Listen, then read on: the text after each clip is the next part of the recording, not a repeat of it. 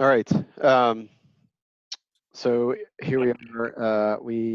Let's sort of review where we've been, where we're going, and we'll try to see if we can make this as interactive as it is in person. I'm hoping.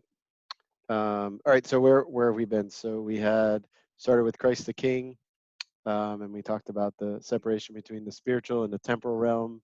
How he's not just a spiritual king, but also exercises his authority in the temporal realm, and then uses the temporal realm to save us. And then we sort of honed in to see what providentially God's plan was for America. And we talked about Our Lady of Guadalupe and um, how God sort of set his sights, especially after the Protestant Revolution, on the Americas to begin to save souls here. And then we talked about sort of the elements, the founding elements in the American Republic, and how those could be, or at least how they fit with whether this could be a Catholic Republic or not. And then last time we met, we talked about how to restore life back as a fundamental value. All right. So real quick, if you're not comfortable with your picture up, I don't care if you just put your name up there. I don't want to make it awkward. Some people don't like having the picture up, but I'm good either way. All right. So today we're going to talk a little bit about democracy, socialism, and the church. Okay, so here's the question. What does it mean to say that all men are created equal?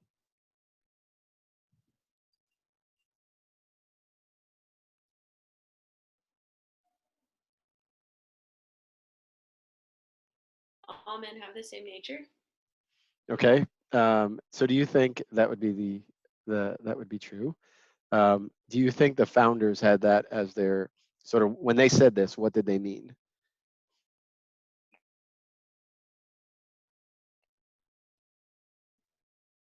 Did they have this in mind, or did they have something more in mind?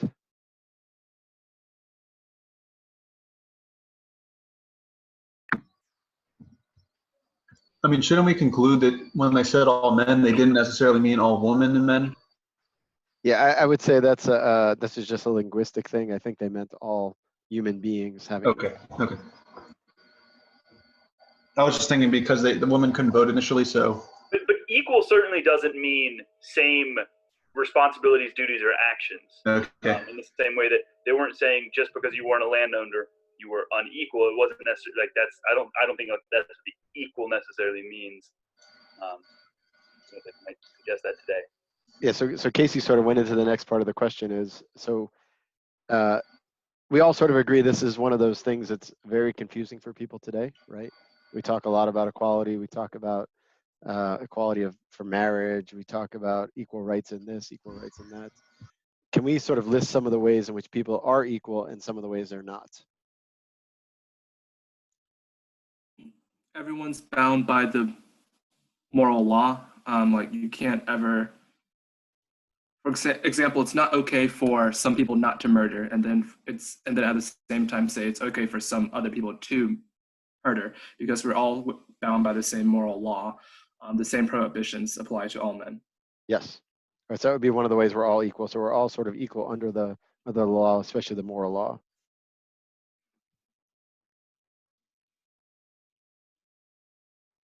How about are we equal in? Well, do we all have equality of opportunity?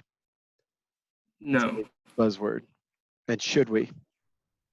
I was going to say, do you mean in the legal sense or the actual sense? Either one. Either one. Because the legal should reflect the natural or the. Okay, so from the natural sense, in general, yes, but in practice, no, because there are different things that cause disparity. I do not have the opportunity to get pregnant and carry a child. Okay, so that's why I said the in general. Yeah. Yeah, but so do those differences matter? So in other words, will I ever have an opportunity to play in the NFL, or to play in the NBA. That's even better. It's for Casey. That's for Casey. And is there something wrong that I won't have that opportunity? I mean, I would say you did have an opportunity to do that. Okay. All right. Well, I think you could say like you should have the opportunity to fulfill your obligations. You know, like if you have a job, you should have an opportunity to work a job that gives you enough money to like take care of your family. okay. So like that's something that should be there, but that doesn't mean that you need to make as much money as the person next to you, you know, just because he's making more, you know. Okay. So we don't all have an equal opportunity to become a lawyer, but we should all have an equal opportunity to live within our station in life, and fulfill whatever our vocation is. Is that what you're saying? Well, you extended what I said, but yeah, I was like, we should have an opportunity to like do what we're supposed to be able to do. Okay. You know, like, you know. Can you explain though? Because like I'm confused. Because I would say that people did have the opportunity to be a lawyer. So what do you mean when you say you don't? So have that do you think everyone has the intellectual sort of acumen to be able to be a lawyer? Like intellectually, could everyone be a lawyer? I guess not. But I mean, they could be a bad lawyer. Yeah, but I would argue some people. I mean, I've talked to some people that I could safely say will never had an opportunity to be a lawyer. This is really confusing for me because I'm formed in the do what you love, work really hard, and you can accomplish anything. Yeah, Casey, that's not true. It's not, So just Rob, not true. does this tie into the difference between the classical understanding of freedom and the more modern interpretation of what freedom means? Yeah, I mean, we're going to go into that, but that's part of it for sure. Okay.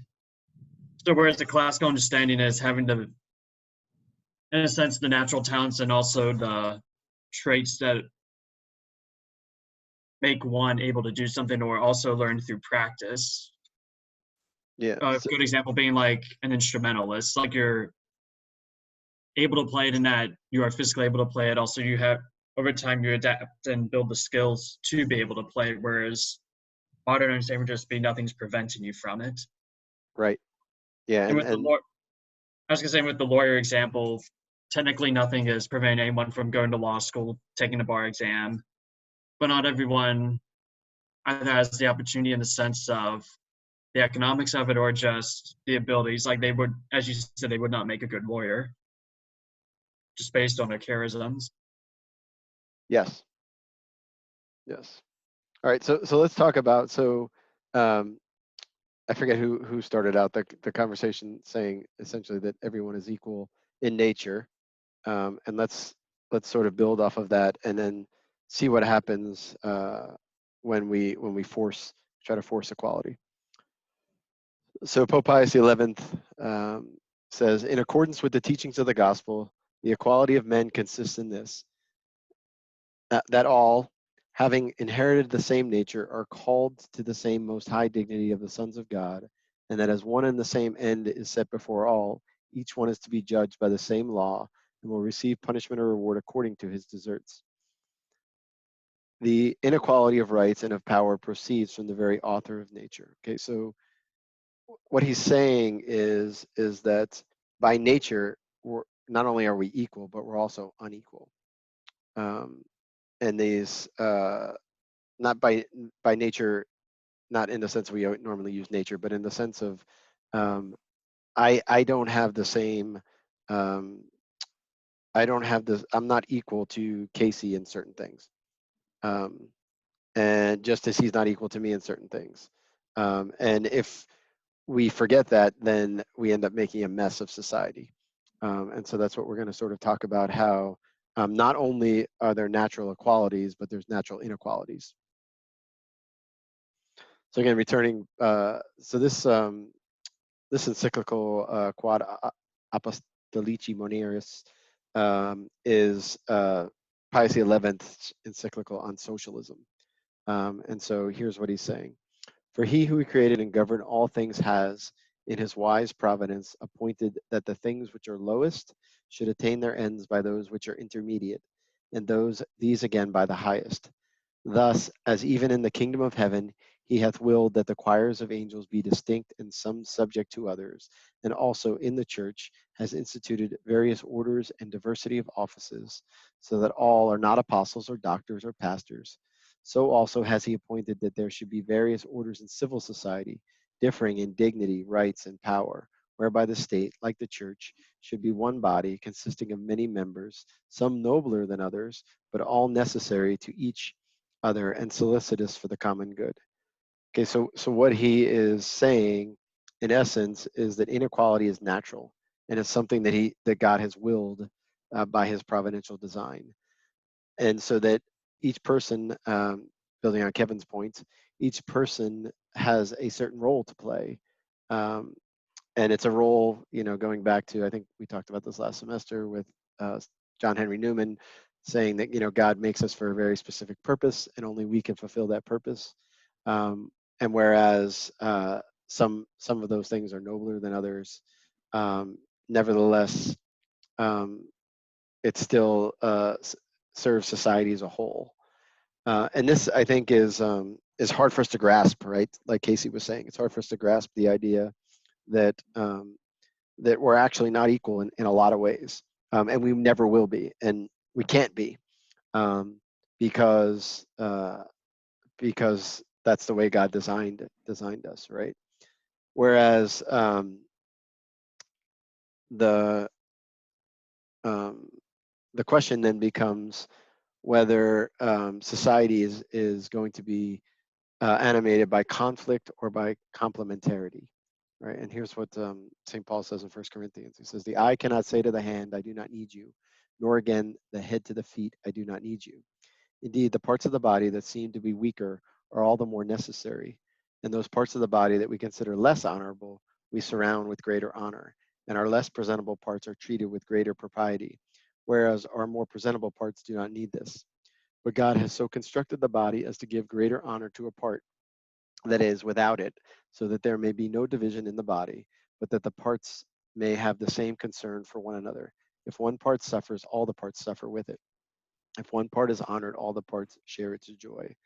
I want us to kind of think about this for a second, because think about all the ways in which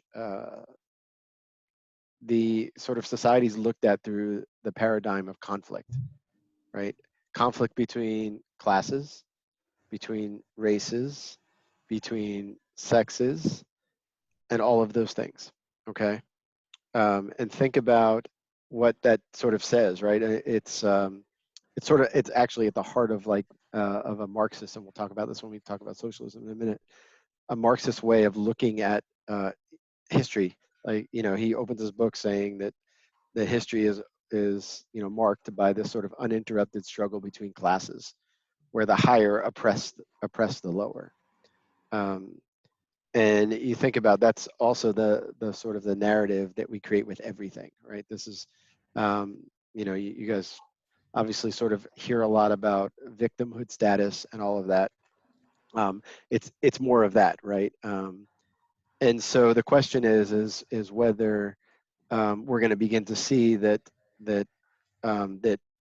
individuals or races or groups are always in conflict with each other, or did God design it so that society as a whole, the members of it, have a complementarity to them? And that's the point, is that you have to look at society as a whole and look towards the common good. And then you'll see that idea of this dividing or tearing asunder, it's literally what diabolic means, or diabolon means to sort of tear asunder, right? Is this idea that that everyone can be anything they want to be, and that that we have to then make it so that anyone can be anything that they want to be, and we'll see how that ultimately harms society as a whole. Okay, does that make sense? Yeah. All right, everybody with me? All right, so let's sort of get into this then, and understand that that if we don't get this question right about people being equal by nature, then we're going to treat, we're going to sort of slide into a utilitarian ethic where people only have value for what they can do or what they can give society. But the flip side of that is if we don't recognize the places where there's inequality, and those are natural inequalities, then we start forcing political equality. And this we've talked about already, about Alexis de Tocqueville's Democracy in America. And there's a tendency, I think, for us to think that that he was pro democracy just because he wrote a book about it, but he was very leery of it. And he was very leery of it because he could see, coming into it, all of its pitfalls. And one of the pitfalls was this sort of forced equality. In fact, when he comes to the United States, he was floored by how the Americans created equality in everything. He said he was struck by the equality of conditions, and when he was writing about it, he wrote a letter, and he said, "Equality is a slogan based on envy. It signifies in the heart of every Republican, nobody is going to occupy a place higher than I." Think about that for a second. Like, where does this desire to be equal to someone actually come from? And it comes from envy, right? It comes from the fact that if someone is higher than you, envy says, okay, if that person's higher than me, he's actually stolen some of my glory, right? And so it becomes very, very self-absorbed. And one way then to sort of control that is to create some artificial equality, all right? And so there's two ways, that they can force equality. The first way, which we're going to talk about, is by political equality. And then the second way is through economic equality. And we'll see how the second sort of naturally follows from the first. Once you sort of open Pandora's box and you create a mess, that's what happens. All right, and So I was reading something by a sociologist last week, and he talked about, although the creation of wealth, there's theoretically infinitely unlimited amount of wealth. He said, on the other hand, there is a concrete, definite amount of, I guess, social status. So because there's a finite amount of social status, people will pursue social status. But the thing about social status is you can't increase your own social status without lowering someone else's social status. So he kind of just sees this as a source of conflict in modern society. Yeah, I mean, I think that's pretty accurate. So think about for a second, when you begin to, let's go back to the lawyer example, right? Not everyone can be a lawyer, and therefore that, lawyers tend to have a higher social standing, right? And what happens when we try to force equality between the lawyer and the street sweeper? The street sweeper would like that to happen, while the lawyer really doesn't want that to happen. Yeah, so immediately you're rather than creating equality, you're creating conflict. But the problem is that actually there's two things that can happen. It can actually harm the street sweeper more, because we go back to the point about responsibilities, right? So if they're equal, then the street sweeper has the same responsibilities as the lawyer, right? And so you're asking the street sweeper to be something that he's not. And so you're putting responsibility, and we'll talk about this in a little bit when we talk about voting. You're asking him to do something he's not competent to do, right? So there's a lowering of the bar, but there's also this sort of raising up people to do things they're not equipped to do, because he's acting sort of beyond his competence, right? And so we have to begin to really think about all the ways in which this forced equality actually harms people, and actually harms the common good, and all of those things. Okay. Quick question. So one of the ways Yeah. we often talk about equality is in dignity, is in like a value mindset, which how is when we say dignity and equality in this context, like, are we suggesting that if someone kills a lawyer, their punishment should be more strict than if they killed a street sweeper? Yeah, I mean, I think that because there's a certain, I mean, maybe you could do the difference between like the street sweeper and the president because it's a little broader, right? And you would say, okay, yeah, because of the office of the person, that's a greater offense, right? So that if I communicate a threat to the street sweeper, nothing's probably going to happen to me, right? But if I communicate a threat to the president, then something's going to happen to me. So, so there is a certain dignity, obviously, that's attached to a person's social standing as well, or their office. Does that make sense? No, Yes, not I really. get it for the president. I thought of that one, but for anything other than the president, I don't see how that would be reflected. Yeah, I think it would be. I think you'd have to see where the person sort of lies within. I think there's not enough. There's not as too. There's not a big enough jump between a street sweeper and a lawyer that you probably would say that. But there is a point where you jump, right? But why is dignity connected to social status? Because okay, that's a good question. So because of their contributions to the common good, right? So in other words, so if I take away a lawyer, I've done more harm to the common good. So it's a greater evil than if I took away a street sweeper. But if you And get rid that- of a Isn't politician, that dignity might be a inherent greater to evil. isn't dignity inherent to who we are as humans and not related to Yeah, any yeah. So I think outside factors? I think Casey's question is more of which is the greater evil, though. So they're both evil, but you can attach a greater evil to the fact that you've now harmed more than just that. The street sweeper's family, for example, is harmed by that, right? And maybe it doesn't. Maybe the people who live on the block where he sweeps regularly are also harmed. But if you do it to a lawyer, it's a broader base of people that are harmed. So no, it's not a matter of like, okay, you can kill. It's okay to kill the street sweeper. They're both evil and both intrinsically evil. But I think, Casey, unless I'm wrong, your question was more of like, okay, like which is the greater evil?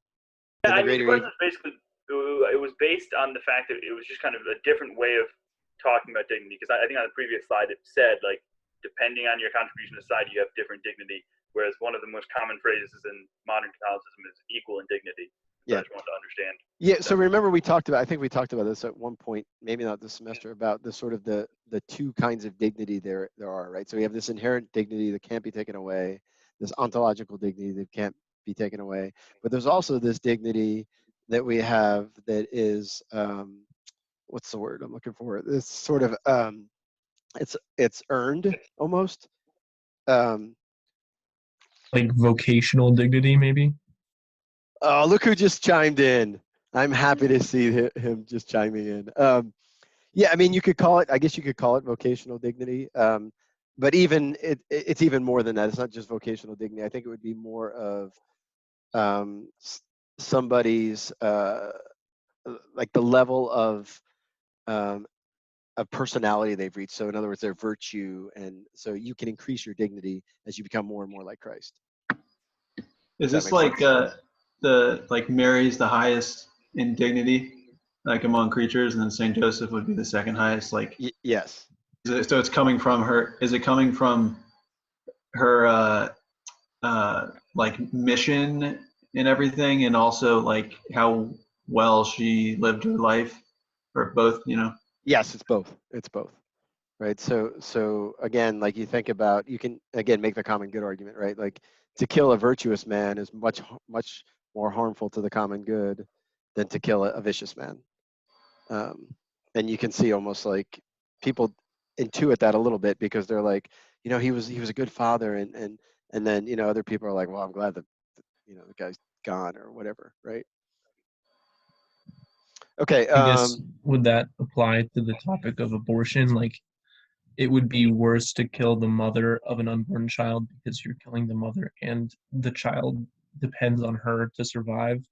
So like if you kill the unborn child but don't kill the mother, you're not necessarily harming the mother as much as you would harm the child by killing the mother. Yeah. Again, both to be clear, both intrinsically evil, but Both you can say, intrinsically. yeah, one is a graver evil if we're sort of measuring them. So you see, like what all this kind of discussion sort of leads us to, right, is sort of grasping that there's so many different ways we're unequal, right? And if we don't recognize that, then it ultimately does harms to society as a whole, right?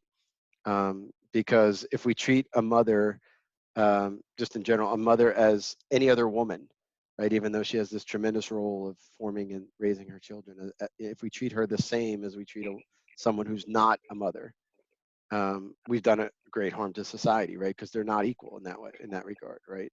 Because her responsibilities are graver, and so to treat her the same in the workplace is harmful. To treat men and women the same in the workplace is harmful.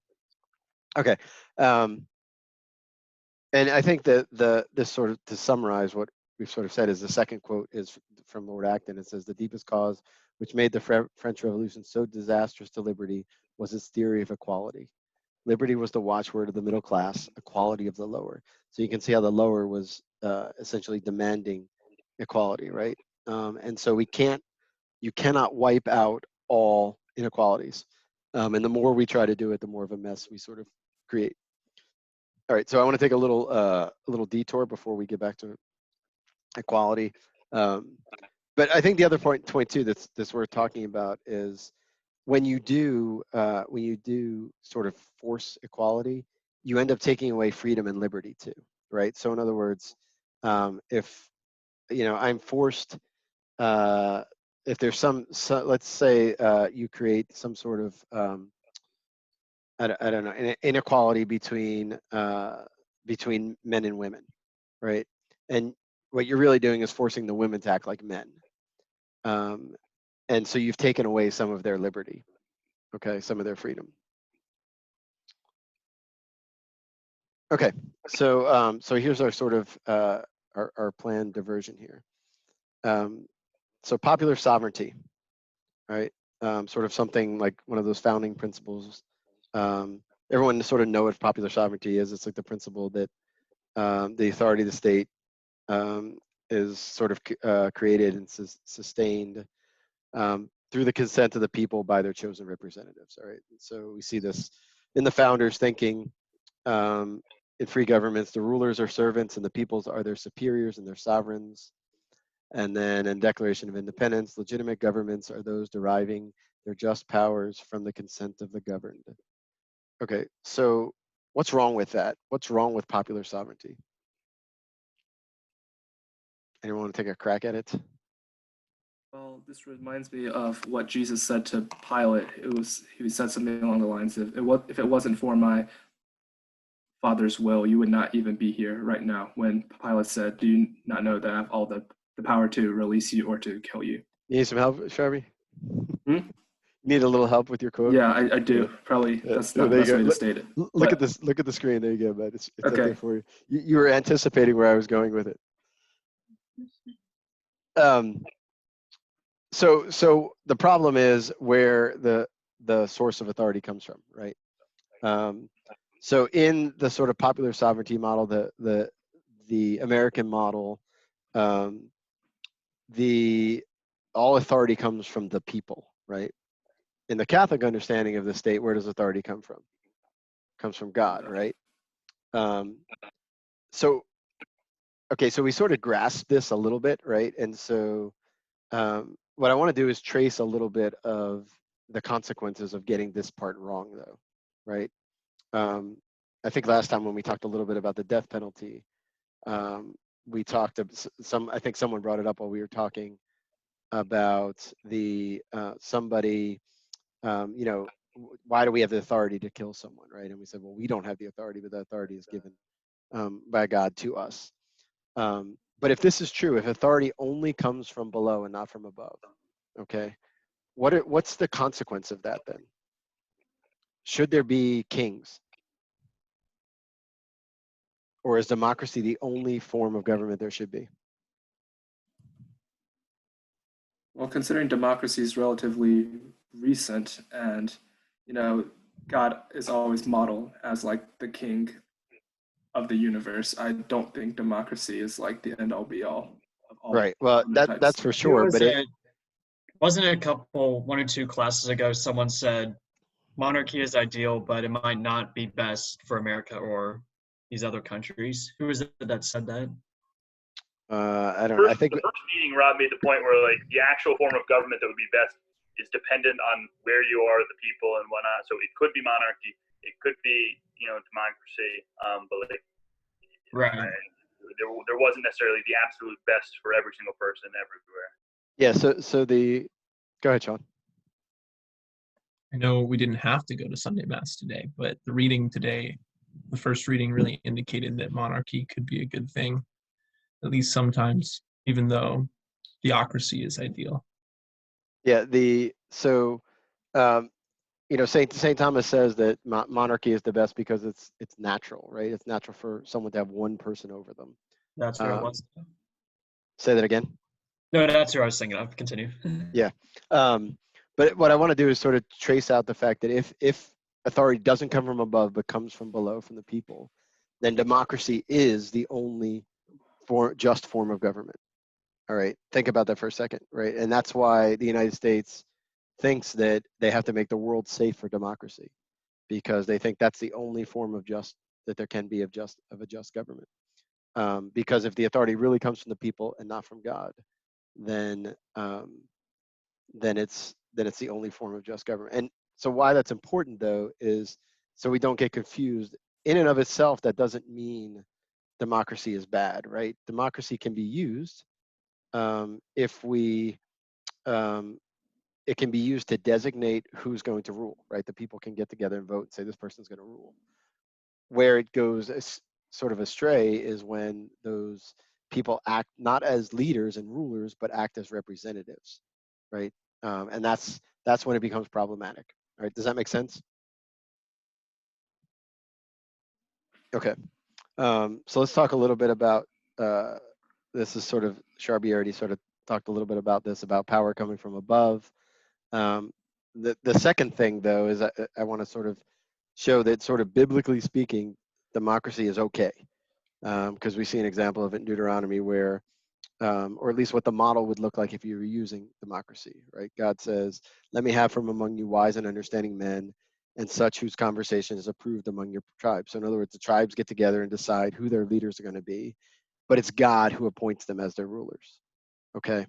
And so there's a legitimacy to sort of the democratic appointment of rulers, but where the problem becomes is when those rulers become not rulers but representatives, right? Because then all they do is they're just doing the will of the people, right? They're just sort of pawns in the hands of the people to do what essentially the party wants to do, or the mob wants to do, or the majority wants to do, or whatever. Okay, so that's where it becomes sort of problematic. Does that make sense? So you're using representative as in like you basically just it almost becomes another small direct democracy where you just listen to the will of the people. Because I mean, so you talk about some of the founding fathers who said, "I'm representing my people, but I'm representing the good of my people." So even though they said, I don't want revolution, he says, "As I care about their good, I'm going to push." Yeah, and you would never see that now. You would never see in the United States. You'd never see a politician vote against his sort of constituency, right? Because he's got to get reelected, right? And so they don't do what they think is right. They do what they think is either popular or they toe the party line. And so they do whatever it takes to sort of remain in power, right? Whereas like when St. Thomas talks about democracy, what he envisions is somebody being appointed and then they being experts in governing do what's best for the common good. Okay, and this is why, by the way, we never hear in political discussions anymore about the common good, right? Because our system as it is now is not set up to sort of to work with the common good. Okay. 那你把你的税填一下。Okay. Okay. 我顺便是用了那个 Free Tax USA，你看要不要用那个填？ So okay, so this is just this slide came from earlier in the semester. Civil authority. It follows that all public power must proceed from God, for God alone is the true and supreme Lord of the world. Everything, without exception, must be subject to him and must serve him, so that whosoever holds the right to govern holds it from one sole and single source, namely God, the sovereign ruler of all. There is no power but from God. All right, let's talk a little bit about then what modern democracy kind of looks like. And then we can sort of pick apart a little bit where the sort of the pitfalls are. St. Pius X wrote an encyclical on democracy called Our Apostolic Mandate. And here's what he said: justice being preserved, it is not forbidden to the people to choose for themselves the form of government which best corresponds with their character or with the institutions and customs handed down by their forefathers. Okay, this is what Andrew was sort of talking about earlier, or Casey was saying about, there's no sort of one best form of government. It depends on the people. Therefore, when he said that justice could be found in any of the three aforesaid forms of government, he was teaching that in this respect, democracy does not enjoy a special privilege. Okay, so what he's saying, in essence, is that democracy, despite the sort of the popular notion, is not the only, or even in a lot of cases, the best and most just government. Okay, so let's talk about just kind of what some of the, so we can sort of understand this, what some of the pitfalls of democracy are. You guys can all sort of get off mute if you want, and we can just sort of talk about it. So when, like, obviously no government is perfect, right? And if that's true, then what are the drawbacks to democracy? Like, what do we need to protect against? What do we need to be careful against?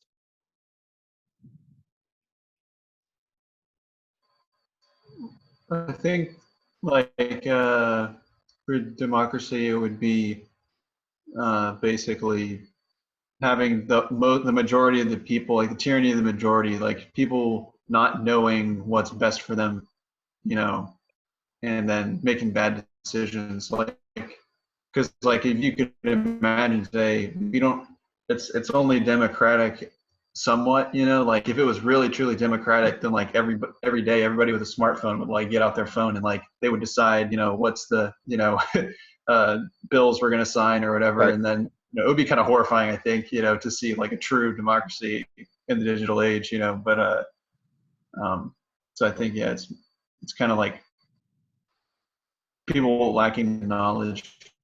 Okay, so let's talk about that for just a second, because one of the things the founding fathers, I think, were just concerned about that too. Yeah, what you just said is that we just took an inequality and forced equality in its place. So should everyone be able to vote? No. Why, Casey? I can give the easy examples of today. We don't let people in prison or children vote. But I mean, okay, so let's assume that they haven't lost the right to vote and that they've matured.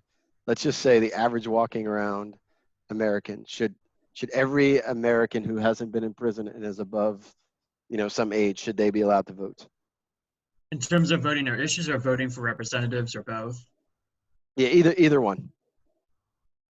I mean, again, I'm so inclined to say yes because it's the like deep-seated American. But I mean, if the goal is the common good, then what would lead most to the common good might not be everyone voting.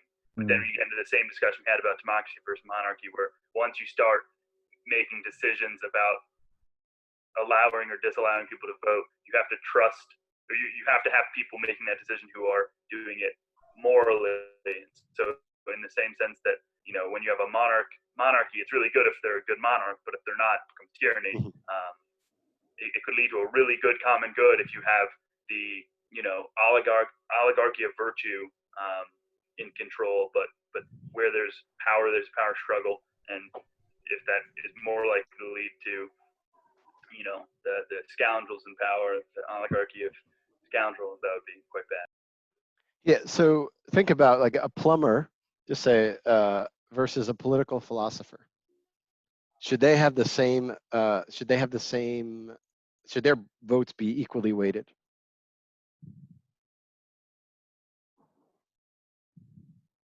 Well, if the plumber doesn't know much about the purpose of government and how to vote for the common good, maybe not. But at the same time, you run the risk of that political philosopher having his ideas based on some really not Christian philosophers. So Right, know. but which is more likely, that the plumber who spends his, there's nothing wrong with plumbing, and it's not that they're stupid, but he spends his time working, and is more easily sort of manipulated by propaganda and sort of emotive responses. You guys have seen them; they're kind of funny, right? Where they like one of the nightly shows will send somebody out into the streets and they'll ask them who they support, and then they'll basically you've seen it, like they'll say, would you vote for for Trump? He stands for this, and they'll give like all of Hillary Clinton's stances, and the person would go, oh no, because it's Trump, right? Showing that just how ignorant they actually are of what's going on and all that, because they've been told by someone that Trump is bad or that Hillary's bad. It doesn't matter either way. Like, should that person, the fact that they do that, shouldn't that tell you that you're forcing inequality where there's really an inequality, where they're not politically astute enough to be voting? And then so that now it becomes and this is where our society is sort of run amok, is that now it becomes a matter of you use the media then as a tool to propagandize people to have certain views, that views they don't understand and views they can't defend or even begin to, and then those same people will go out and vote. All right, but all of that stems from this idea that that because all men are created equal, therefore we must make them politically equal, therefore all men and women must vote. Does that make sense? Yeah. I think even from Yes.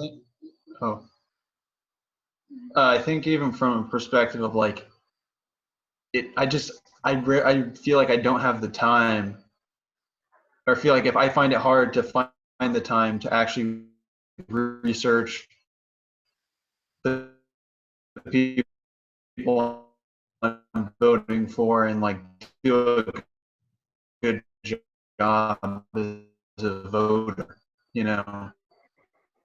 So it's like, even from that perspective, like day job is politics, and I can probably make a decent decision. I have to put in that extra time outside of my normal responsibilities to like, figure out what's a good decision. Right. It requires a ton of time to just take out of your own day when you could very well still need to work or whatever. It requires commitment that not everyone has, even then. I think another big problem in how modern democracies work is just this time preference.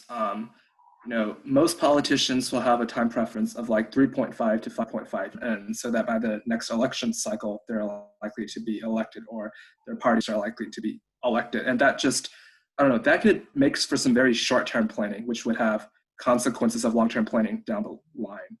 This is something that I'm particularly concerned about. Mm-hmm. No, and that all makes sense, right? So yeah, so again, this is something to think about, and especially like historically, we look back at like when women didn't vote. It wasn't necessarily always because they thought they were something less. It was because, well, one, the father as the head of the household, they assumed that he had his family's best interests at heart in relation to the common good. But there was also a lot of people, especially in England and the United States, that didn't think women should sort of lower themselves to get involved in political mess and political intrigue. And so it wasn't just a matter of, oh, they're stupid and they shouldn't vote or whatever. Although I'm sure there was some of that, but it's not as cut and dry. But they seem to understand that that perhaps perhaps the level of education, should have something to do with, that's why, like in ancient Greece, where they had direct democracies, for many more things, you had to have certain criteria. You had to have a certain amount of leisure, which was associated with the owning land, in order to vote. Okay. All right. I think Going off your original bit, Rob, because I agree, like, if I could, there would be certain people who would not be allowed to vote, but kind of as Casey hinted at earlier, like where do you draw the line with that? How would you determine that in practice? Because it becomes a slippery slope of where do you draw the line and such. Yeah, I mean, certainly does. I mean, you could imagine though there having to be like a test or something, right? Where you might have to, you might have to somehow regurgitate somebody's stance and how it relates to the common good or something like that, right? See, No, but how would you? Is that a multiple choice? Is that an essay? How do you grade that? Yeah, Could that not practically. get big?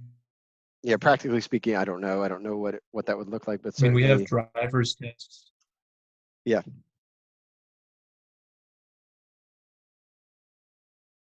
Like on the other side, the position of like, or like the argument for modern is kind of like get everyone's voice heard in this voting so that like the benefit of the plumber over the lawyer is that the plumber will see more of the issues directly facing people who are living, working manual lives. Like,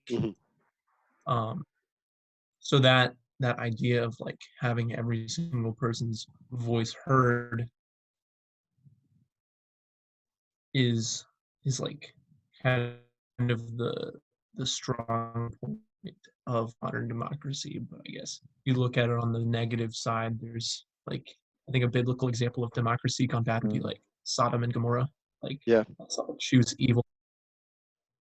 I mean, you think about like the crazy levels democracy is going today, where you have the Methodist Church holding democracy to vote on whether or not something is moral or immoral.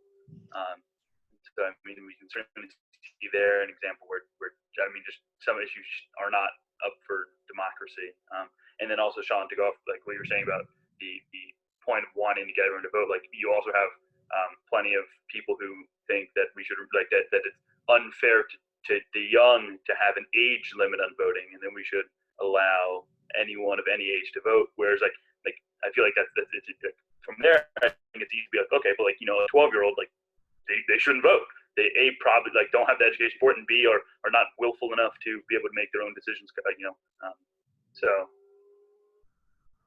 yeah, and I think you're already dealing with something that has an inner gravity towards tyranny anyway. That's sort of the mob rule aspect of it, that you almost have to find ways to break up the mob, if that makes sense.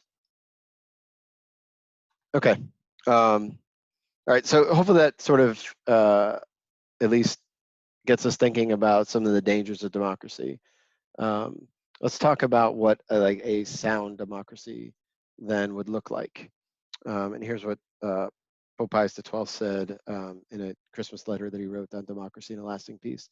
A sound democracy based on the immutable principles of the natural law and revealed law will resolutely turn its back on such corruption as gives to the state legislature an unchecked and unlimited power, and moreover makes of the democratic regime, notwithstanding an outward show to the contrary, purely and simply a form of absolutism. Okay, so he is talking about the danger that is inherent in democracy, and he says the only real way to check that is, as we talked about, several times now in several sessions, is to make sure that not just that you have a constitution, because the constitution is written by the people, but that everything rests upon those sound and immutable principles of the natural law and revealed truth. So both.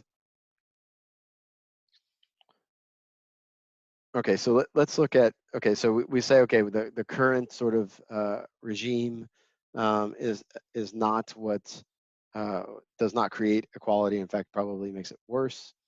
What is the Catholic vision of political equality look like then? And this is, Kevin sort of already stole my thunder on this one when he mentioned it at the beginning, but Pope Pius XII, again, that same Christmas message, he said, in a people worthy of the name, all the inequalities based not on whim, but on the nature of things, inequalities of culture, possessions, social standing, prejudice to justice, and mutual charity, without, of course, do not constitute any obstacle to the existence and prevalence of a true spirit of union and brotherhood. On the contrary, so far from impairing civil equality in any way, they give it its true meaning. Namely, that before the state, everyone has the right to live honorably his own personal life in the place and under the conditions in which the designs and dispositions of providence have placed him. Okay, so that, again, going back to what has become a very sort of unpopular notion of somebody uh, living sort of in a very specific station in their life. So Pope Pius XII is saying essentially that equality means that everyone has an equal right to live in a conformity with their station in life. All right, so any questions on political equality before we move to economic equality?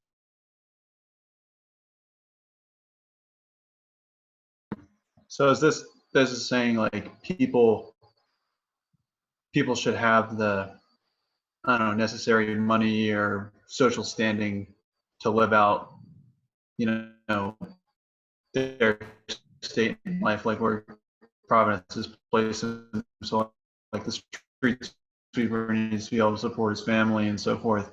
But like the street sweeper doesn't need like, I don't know, the kinds of things that like the president needs in order to do his job, and so on and so forth.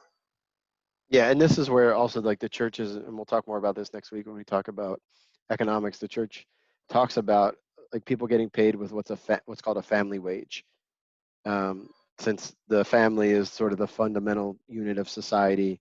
Like wages are geared towards towards the depending upon the person that's working and his family. It's not just depending upon the person. But yes, that's it. That's exactly where it comes from. All right, any other questions?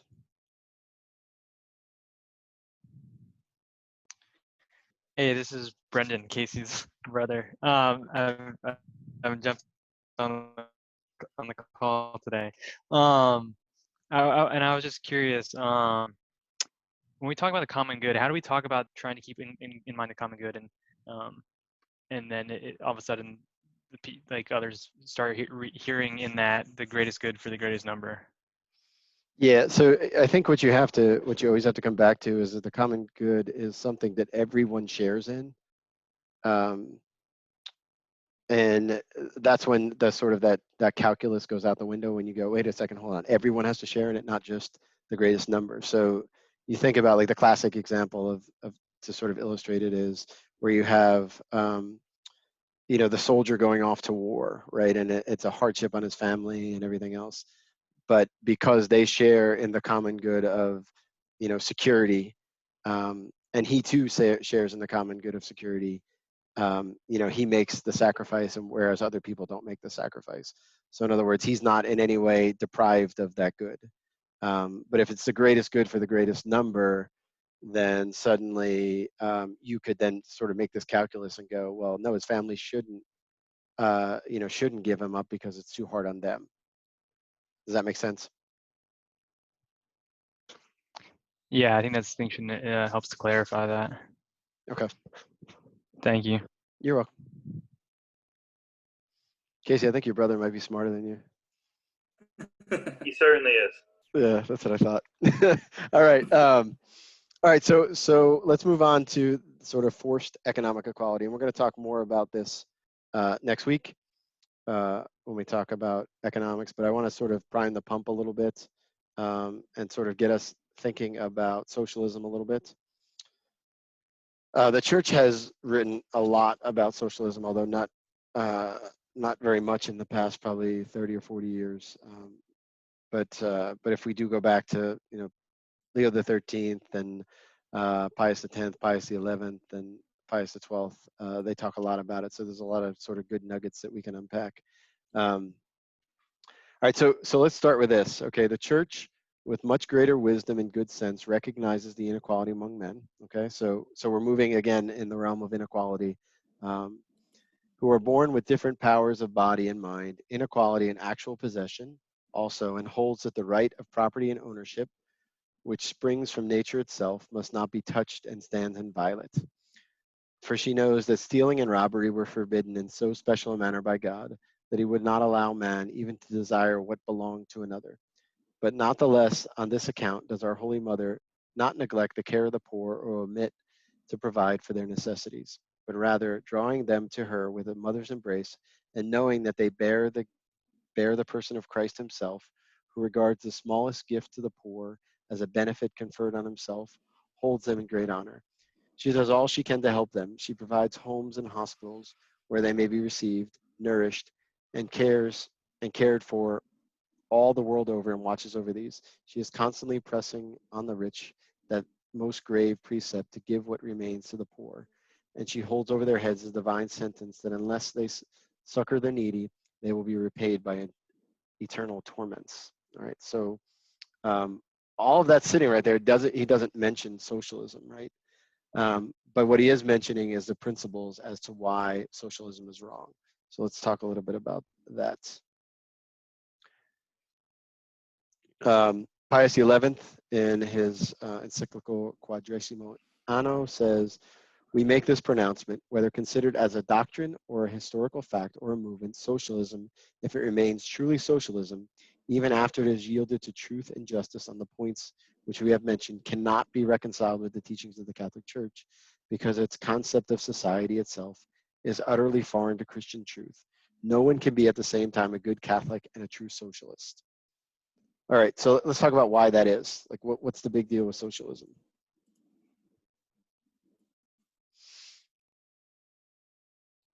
For a while, the socialists would destroy the right of property. All right, so first thing, right, is that it destroys the right to private property. You guys remember talking? Do we need to talk about that, or are we good? We'll talk more about it next week as we dive sort of into it. But Can you go over that again? yeah, so the right to private. Why property corresponds to nature? Yeah, so by nature, man has the right to private property because, if you remember, let me see if I can pull it up. Hold on one second. Yeah, so by nature, man has the right to private property because he has the right to the things he needs to thrive, right? And those things he needs to survive. And private property is the best way in which those things are carried out, where it protects his freedom. So in other words, if he has, let's just use always the example of the farmer, right? The farmer is freer because he's a farmer. He doesn't have to depend on other people for food, right? And because of that, because it depends directly upon him, he also grows in virtue by working harder on the farm than he would if it was in some sort of collectivist setting, right, where he was just getting it. No matter how hard he worked, he'd get the same amount. And so the church has always sort of protected that right of private property for that reason, is that it gives to us everything we need to thrive, and it also spurs us on to virtue. Okay, would destroy the right of property, alleging it to be a human invention altogether opposed to the inborn equality of man and claiming a community of goods. Argue that poverty should not be peaceably endured, and that the property and privileges of the rich may be rightly invaded. The church holds that the right of property and of ownership, which springs from nature itself, must not be touched and stands inviolate. Okay, so we have this sort of the problem of private property. Okay, what are some other problems though with socialism?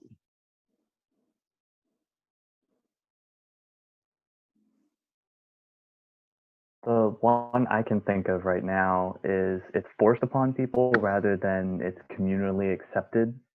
Okay, yeah, so that's an important one, especially when people often go back to Acts of the Apostles, chapter 5. They're like, look, they were socialists. Whereas while they were communally sharing goods, it was done completely and totally freely, and it also didn't take everything from them. So that is the first one, right? Just the fact that it's not freely consented to. What else?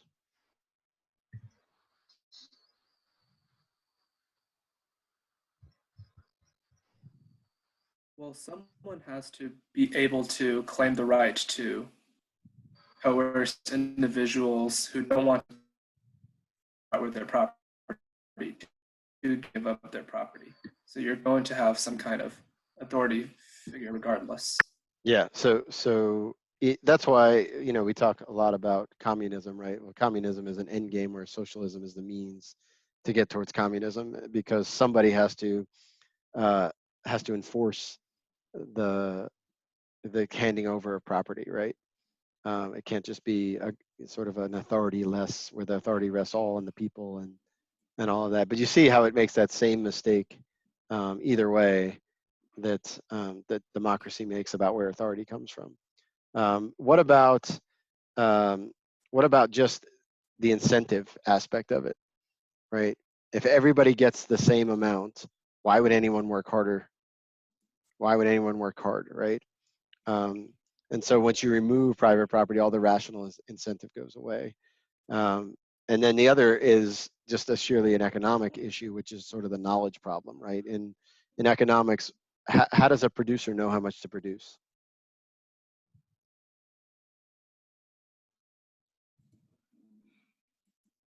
The market.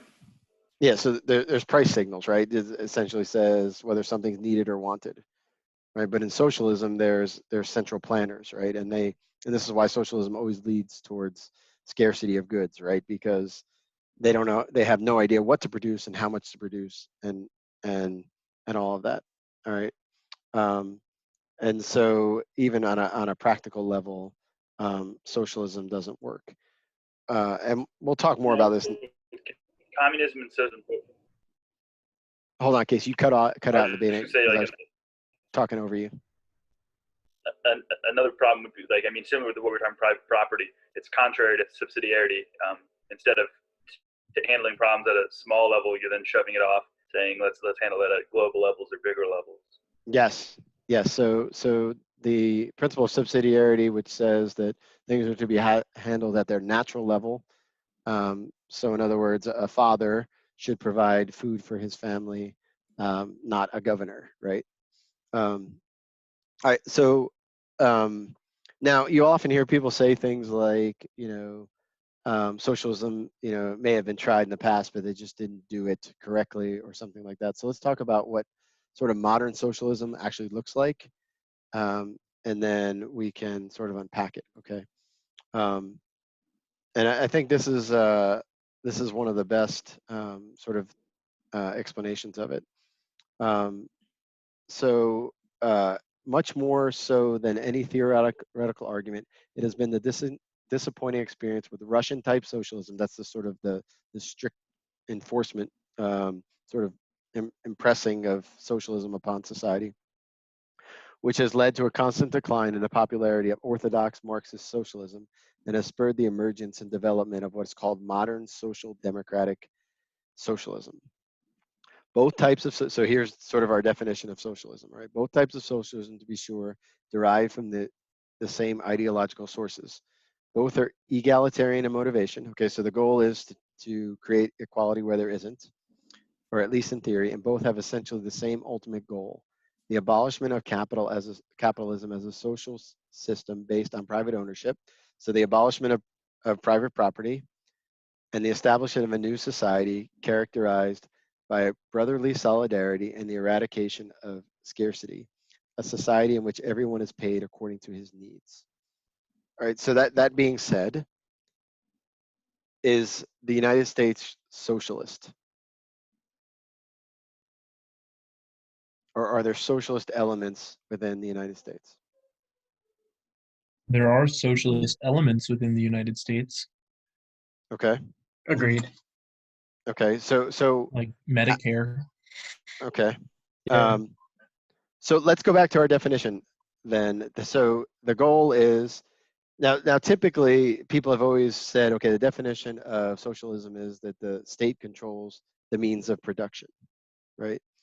But what the sort of modern democratic socialism does is actually they skip that step, right? So why do socialists want to control the means of production? So they can have the income that comes from it, right? And so this sort of modern democratic socialism skips that step. It allows people to still have private property, but then it takes the income from them, okay, and then sets up a welfare state, right? So so you have this idea then of some sort of taxation that in and of itself redistributes, Okay, so that's always going to have this sort of socialist element in it, where income is taken from one person and given to another in order to create some income equality. All right. Uh, Now, that doesn't mean that the government doesn't have a right to tax, but it does mean that the government doesn't have a right to tax in order to redistribute. Okay, and that's Sean's example is one of them, right? Um, where sort of money is taken from one person and then to pay for or to give to another person in order to create some equality for them. All right. Does that make sense? So we should still pay our taxes. Yeah, I mean, yes, you should still pay your taxes. Like there's a just and legitimate reason why governments tax. But then, which we can talk more about this if this is something that, the United States for the longest time didn't have income tax. They taxed goods and they taxed people, but there was no income tax. Right. Say that again, Casey.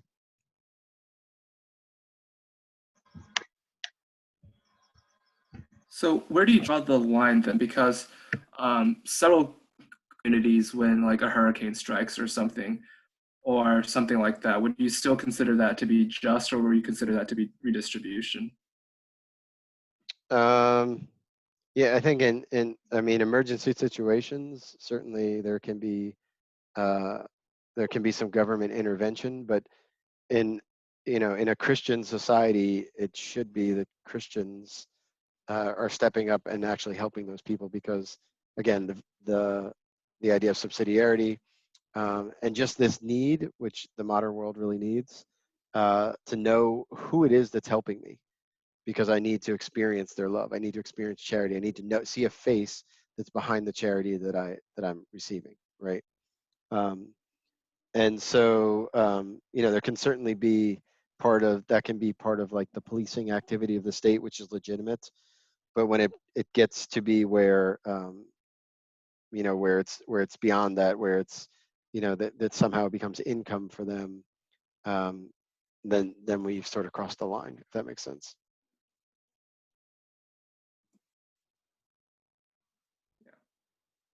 How far does the common good extend? Because you see people discuss like, so like, for example of like, say free college tuition, someone could say, well, it helps to have an educated populace, therefore you're sharing the common good of someone else's education by them contributing to society. Whereas I might say it's not part of the common good because they're getting an education,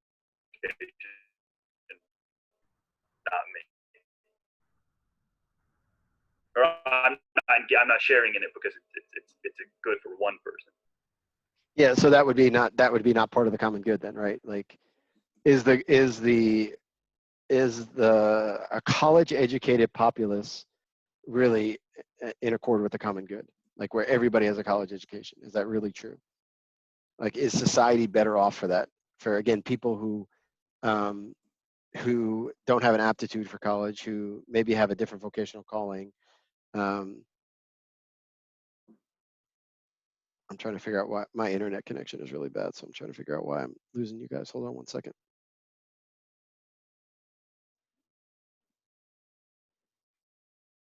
Are you guys able to hear me pretty well? I think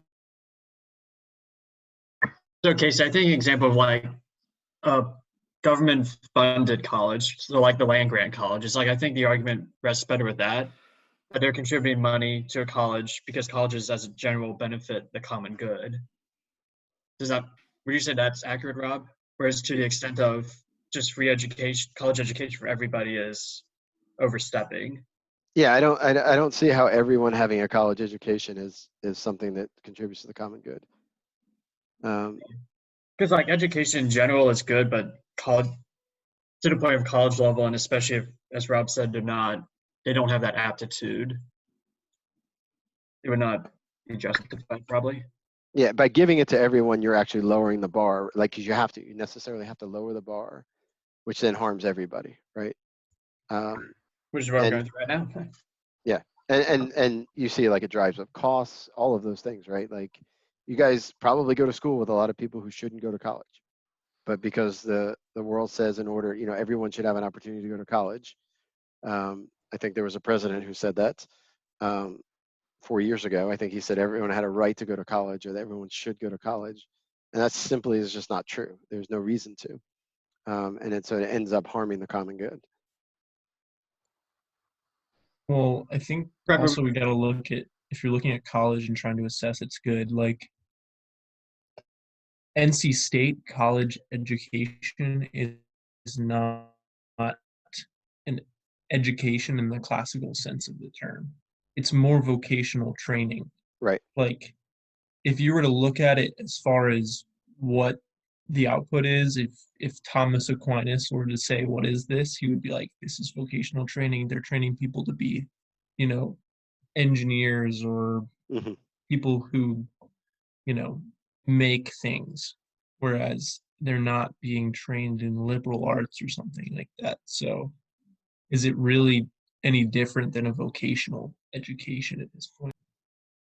Yeah, I think that's a good point too. I think it's the idea of it being a university, something where you learn, sort of the full gamut of the liberal arts and everything is sort of lost. I would agree with that. Yeah, and I think if you frame the college like as a vocational school to people, it's like, why would you go spend 4 years training for some job if you're not even planning on getting that job? Right. It kind of seems. Go ahead, Kevin. It kind of seems like some people want to make college like high school round 2. I don't know. Where like I thought the purpose of like high school was like everybody should have a baseline, intellectual understanding of so many things to be a good citizen, But now it seems like that's not enough anymore. We need college or something like that, No, yeah, Kevin, you're completely right, and that's kind of goes back to a case you were saying, like, is an educated population better, and it's but up through the high school level. But in the past few decades, we just got this idea that everyone needed a college education, and every job required a bachelor's in something. And now we have this oversaturation. What's even more terrifying is how often I hear when in the discussion about college of like not even like of people discussing like people deserve the experience, people deserve the 4 years of of what college is, and it's just a baffling concept. But like, I agree. James, do like the 4 years of high school. A lot of people don't show class. So. Nicole, say that again. I was saying, like, a lot of people still don't even show up to class when they, like, a lot of college students just like skip out on class. So if it's free, I mean, that's still going to happen. So yeah, it seems like a lot of it is about the experience. Really, like that's what a lot of people. Mm-hmm. Right. At the same time, how do we place like scholarships, like government-funded scholarships in this?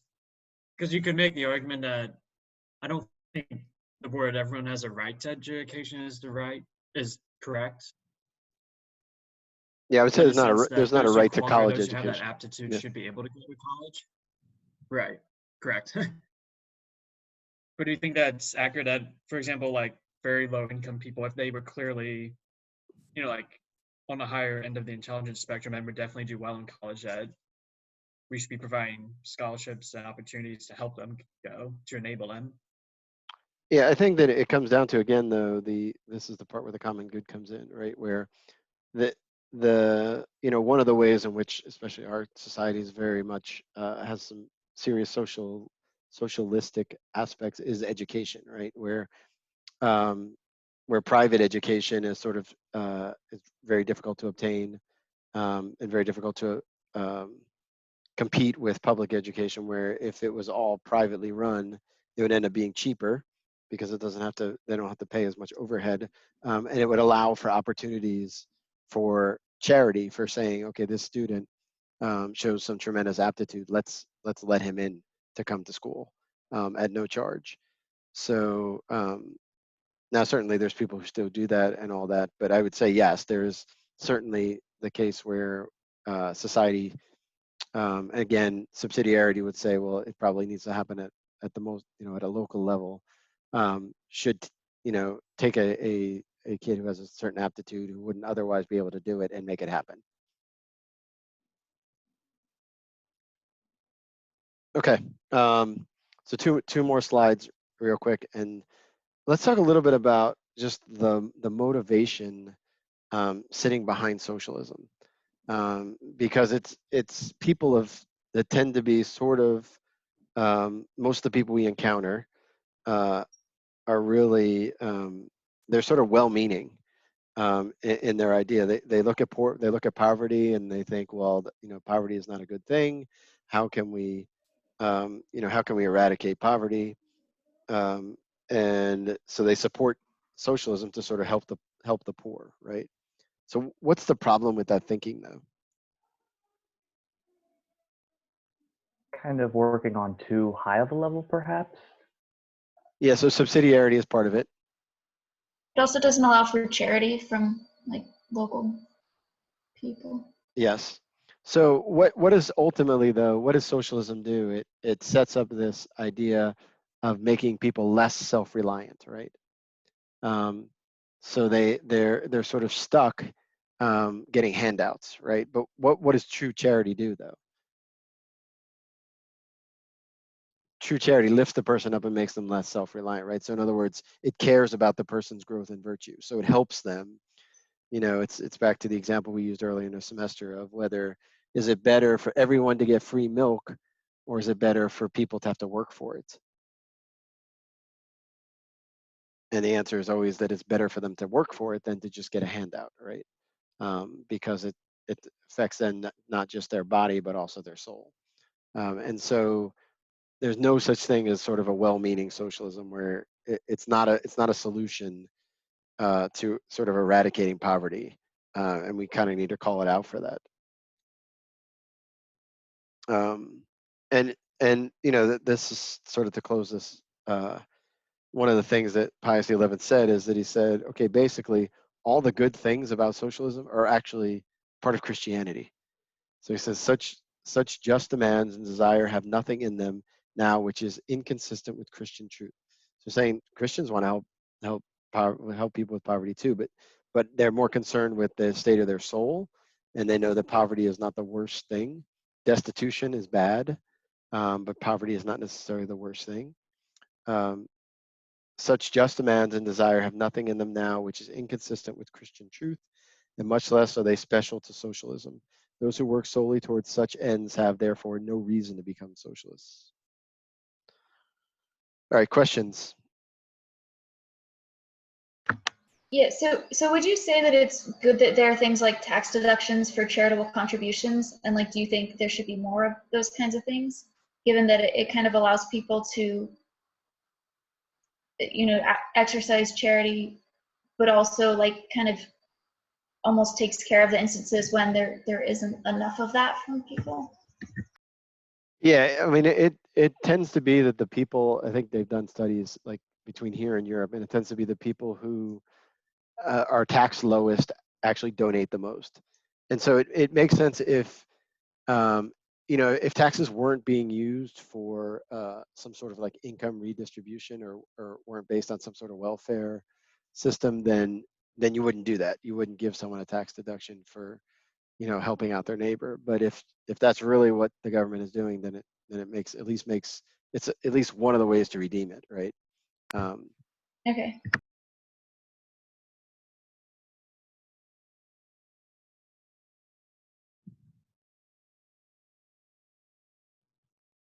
All right, other questions? Yeah, so why is it again that being self-reliant is kind of like a value that we should hold really strongly? Like, what about it makes us, I guess, more complete as humans, or like more towards our proper ends? Because it's a mark of freedom. So when we're self-reliant and we don't have to depend on anyone else, where it's easier for us to exercise our freedom towards the good, right? So a man who's starving, right, is much more likely to steal than a man who can produce his own food. Or a man who's given a handout and the person says, well, first I want you to go in the store and steal something from me and then I'll give you a hamburger. He's not as free as the man who, can slaughter his own cow and eat the hamburger. So it's all about, this is why the church is so much in favor of private property, is because it's the only way to protect man's freedom. Okay.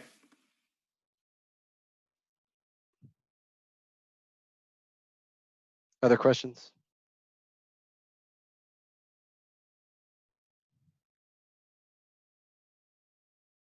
Okay, so I won't put any of you guys on the spot, but if you don't mind, if you could at